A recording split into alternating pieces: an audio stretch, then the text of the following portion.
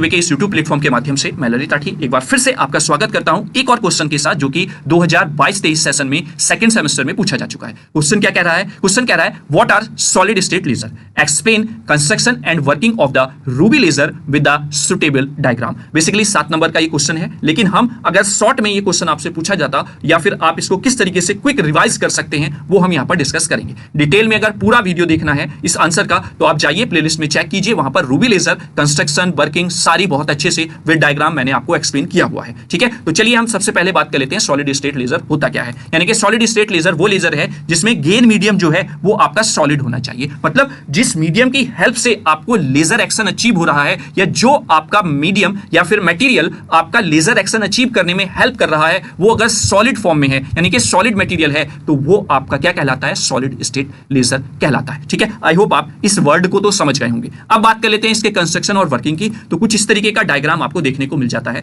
Ruby laser का। तो Ruby laser में बेसिकली क्या होता है? एक कूलिंग सिस्टम होता है, क्योंकि यहां पर जो आप पंपिंग प्रोसेस यूज करते हैं किसकी हेल्प से? इस फ्लैश डिस्चार्ज ट्यूब की हेल्प से, यानी कि नियॉन फ्लैश ट्यूब की हेल्प से जो आप पंपिंग प्रोसेस यहां पर प्रोवाइड कराते हैं उसमें केवल और केवल 1 या 2% ही आपकी जो लाइट होती है वो यूज होती है फॉर द पंपिंग प्रोसेस। लगभग आपकी 95 से 98% जो एनर्जी होती है वो इसको हीटअप करने में वेस्ट हो जाती है। तो जिससे कि आपका सिस्टम हीटअप ना हो उसके लिए आप कूलिंग सिस्टम का यहां पर यूज करते हैं। ठीक है, तो कूलिंग सिस्टम आपका रहता है गैस डिस्चार्ज ट्यूब या नियॉन फ्लैश ट्यूब आप यहां पर लगाते हैं। ये ग्लास ट्यूब रहती है जिसमें आपका वाटर एक तरफ से एंटर करता है, दूसरी तरफ से निकलता है, जो कि आप इसके सिस्टम को कूल करने में हेल्प करता है। ये रूबी रॉड होती है जहां पर आपका मटेरियल का मिक्सअप होता है जिससे आपको लेजर एक्शन अचीव होता है। एक तरफ आपका फुल्ली पॉलिश्ड रिफ्लेक्टिंग एज होता है या फिर आप कहें कि मिरर होता है, और एक पार्सली रिफ्लेक्टिंग एंड फेस होता है यानी कि मिरर होता है, जिससे कि आपकी लाइट क्या होती है? रिफ्लेक्ट होकर यहां से पास होती है और एट द एंड आपको लेजर बीम देखने को यहां पर मिल जाती है, जिससे कि आपकी लाइट एम्पलीफिकेशन फॉर्म में आपको यहां पर मिलती है।